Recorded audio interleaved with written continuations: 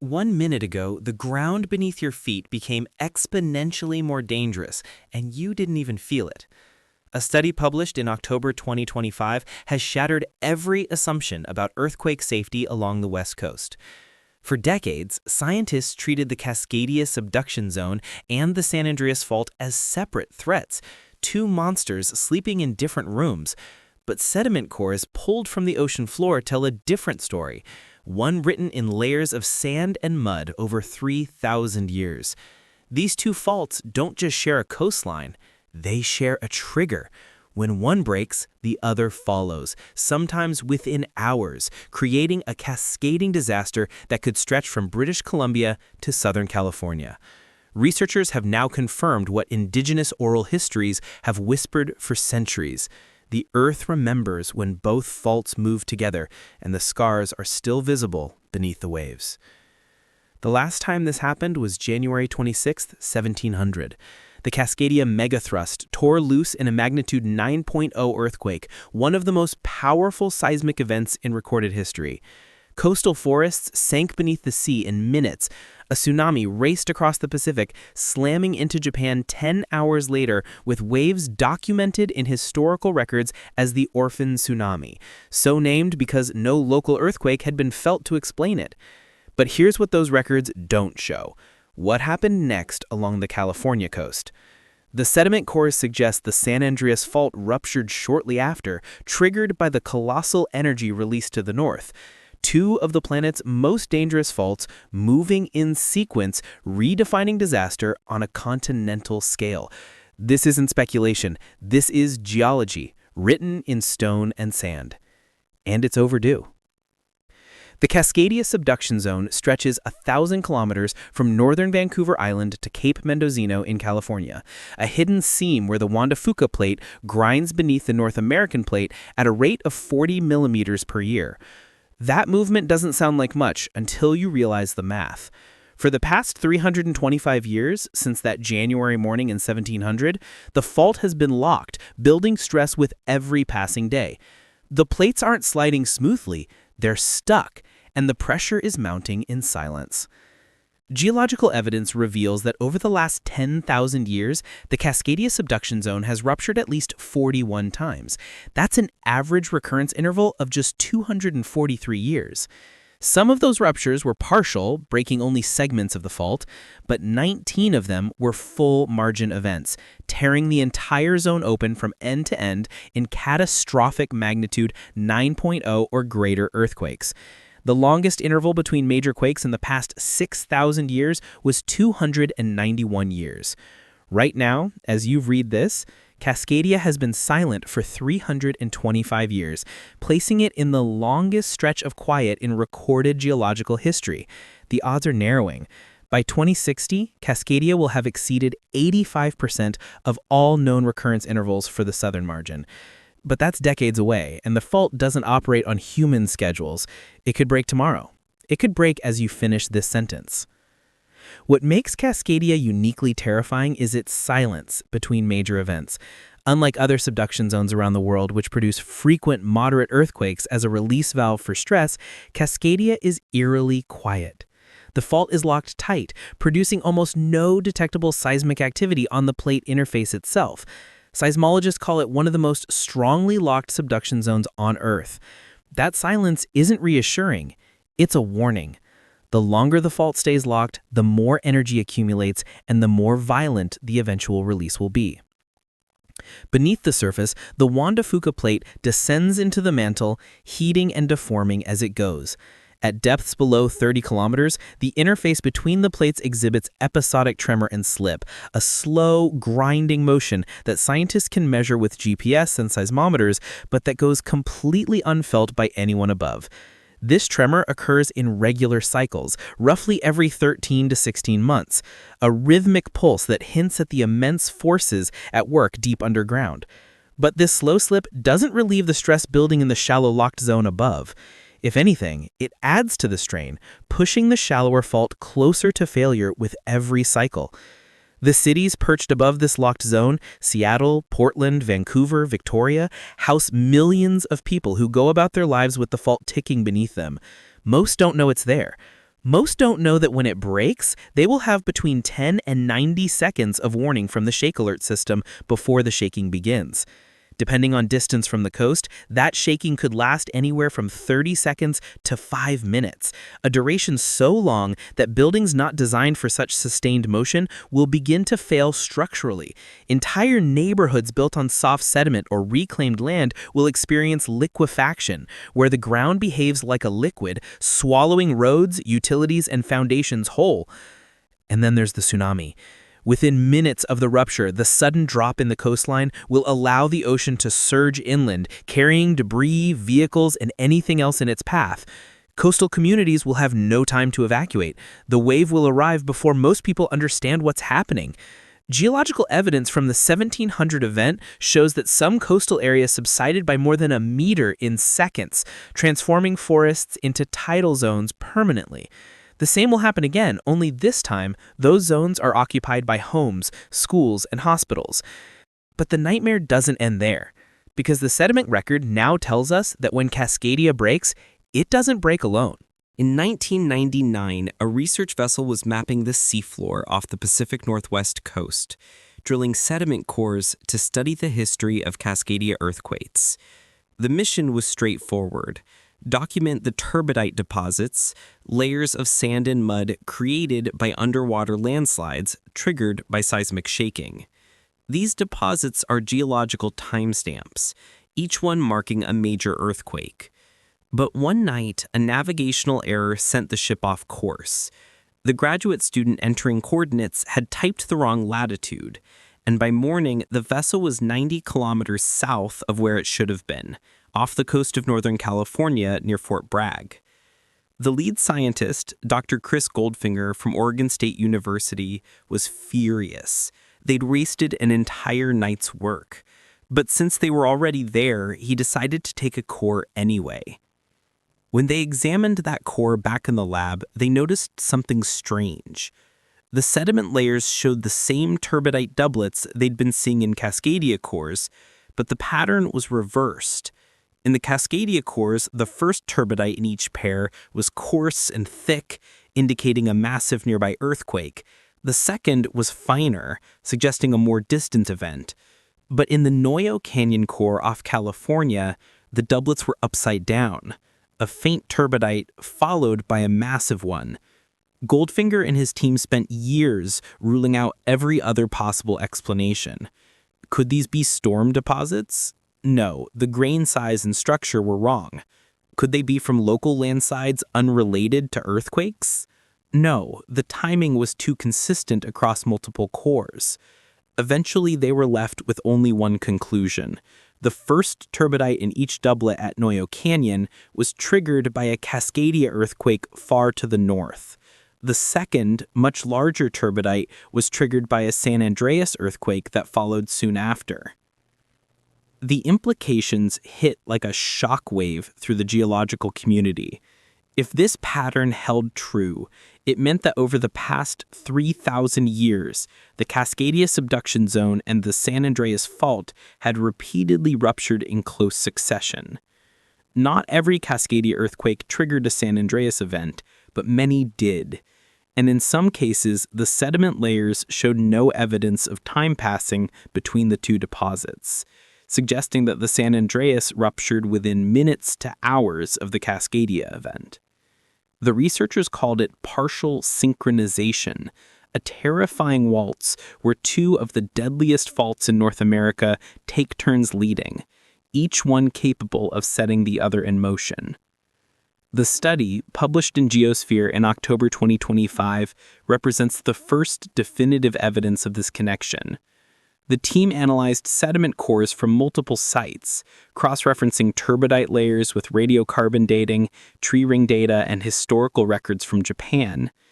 Every line of evidence pointed to the same conclusion.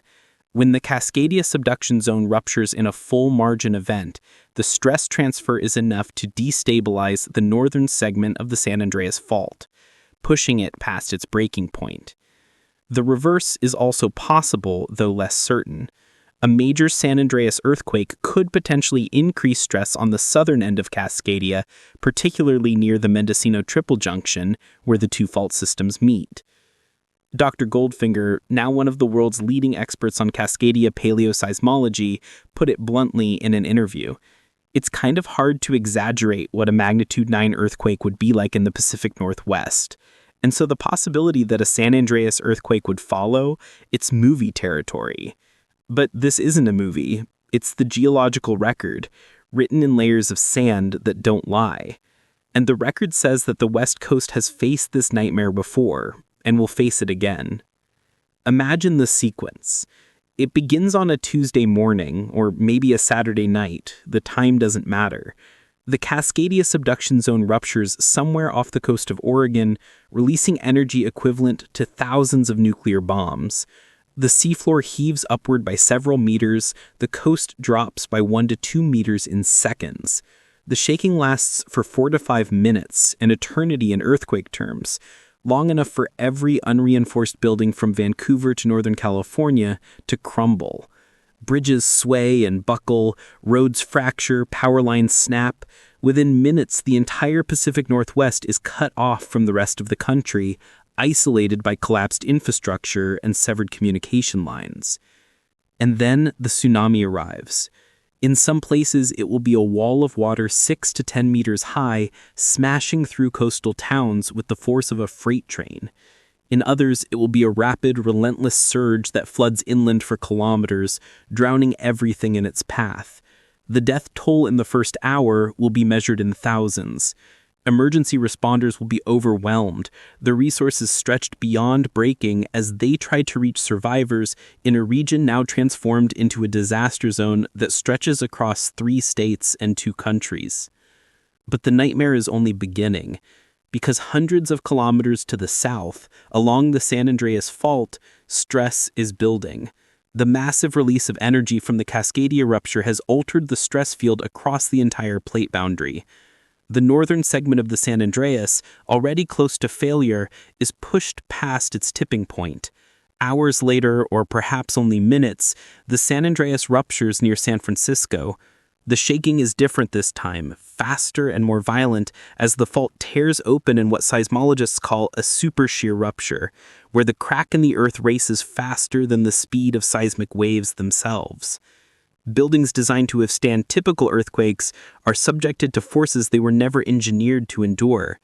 The Bay Area, already reeling from the distant shaking of the Cascadia event, is now at the epicenter of its own magnitude 7.5 or greater earthquake. Los Angeles, depending on how far the rupture extends, could be next.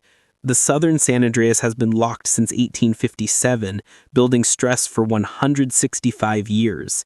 If the northern rupture triggers a cascade down the fault, the entire state could face rolling earthquakes over the span of hours or days, each one compounding the damage from the last. Highways buckle, aqueducts fracture, cutting off water supplies to millions. Hospitals already at capacity from the Cascadia event are now treating their own injured while the buildings themselves suffer structural damage.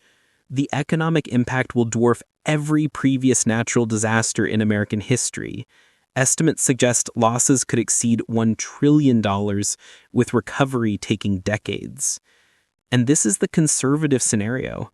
If both faults rupture in near simultaneous fashion, the cascading failures across infrastructure, supply chains, and emergency response systems could create a disaster beyond the capacity of any government to manage. Ports from Seattle to Los Angeles would be crippled or destroyed, cutting off the primary entry point for goods from Asia and devastating international trade. Refineries in the Bay Area and Southern California would face damage or shut down, triggering fuel shortages across the western United States. The electrical grid, already fragile, would collapse in multiple regions simultaneously, leaving tens of millions without power for weeks or months. The scale of human suffering would be unprecedented in modern American history. Dr. Goldfinger himself said that if he were in his hometown of Palo Alto and Cascadia ruptured, he would drive east immediately. There looks to me like a very high risk the San Andreas would go off next, he explained. For a scientist who has spent his career studying these faults, that's not alarmism. It's a data-driven conclusion based on 3,000 years of geological evidence. Seattle sits on a ticking clock. The city's downtown core is built partially on fill, reclaimed land that will liquefy when the shaking starts. The Alaskan Way Viaduct, a major elevated highway, was replaced in 2019 after decades of warnings that it would collapse in a major earthquake. But much of the city's infrastructure dates back to an era when seismic codes were weak or non-existent. Unreinforced masonry buildings, common in older neighborhoods, will pancake when the shaking exceeds their load-bearing capacity. Estimates suggest that up to 1,000 buildings in Seattle alone are at high risk of total collapse. Portland faces a similar crisis. The Willamette River runs through the heart of the city, and every bridge crossing it is vulnerable. If even half of them fail, the city will be split in two, with emergency services unable to reach large portions of the population. Schools, many of them built before modern seismic standards, are considered death traps. A 2018 study estimated that 75% of Oregon schools would suffer significant damage or collapse in a Cascadia earthquake. Children would be trapped beneath rubble, and there wouldn't be enough heavy equipment or trained rescue teams to reach them all in time. San Francisco, ironically, is better prepared than most cities in the Pacific Northwest, but that's relative. The city has spent billions retrofitting vulnerable structures after the 1989 Loma Prieta earthquake served as a wake-up call. But even with those improvements, a magnitude 7.5 or greater earthquake on the San Andreas would cause catastrophic damage. The Bay Bridge, a critical lifeline connecting San Francisco to the East Bay, was retrofitted after 1989, but engineers have expressed concerns that a super shear rupture could generate forces beyond the design parameters. If the bridge fails, the Bay Area's economy grinds to a halt. Los Angeles, the second largest city in the United States, sits directly atop the southern San Andreas Fault. The Big One, as it's known colloquially, has been expected for decades. Building codes have improved, and many structures are now designed to withstand significant shaking, but the city's sheer size and density mean that even a well-prepared response will be overwhelmed. Hospitals will run out of supplies within days. Water mains will rupture, leaving entire neighborhoods without access to clean water. Fire, historically the most destructive force in major earthquakes, will spread unchecked as fire departments struggle to respond without water pressure and with roads blocked by debris. And then there's the psychological toll. The Pacific Northwest has lived without a major earthquake in living memory. Most residents have never experienced significant shaking. When Cascadia breaks, the trauma will ripple through entire communities. People will lose homes, livelihoods, and loved ones. The mental health crisis that follows will strain resources for years. Studies of past megadisasters, from Hurricane Katrina to the 2011 Tohoku earthquake in Japan, show that psychological recovery often takes longer than physical reconstruction. Scientists can't predict earthquakes. They can't tell you that Cascadia will rupture on a specific date or even in a specific year. What they can tell you is that the fault is overdue by any geological measure, and that every year without a rupture increases the likelihood of the next.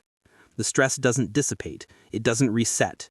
It accumulates relentlessly until the rocks can no longer hold. Research published in 2025 confirms that 93% of the time over the past 6,000 years, Cascadia has not waited 324 years between ruptures.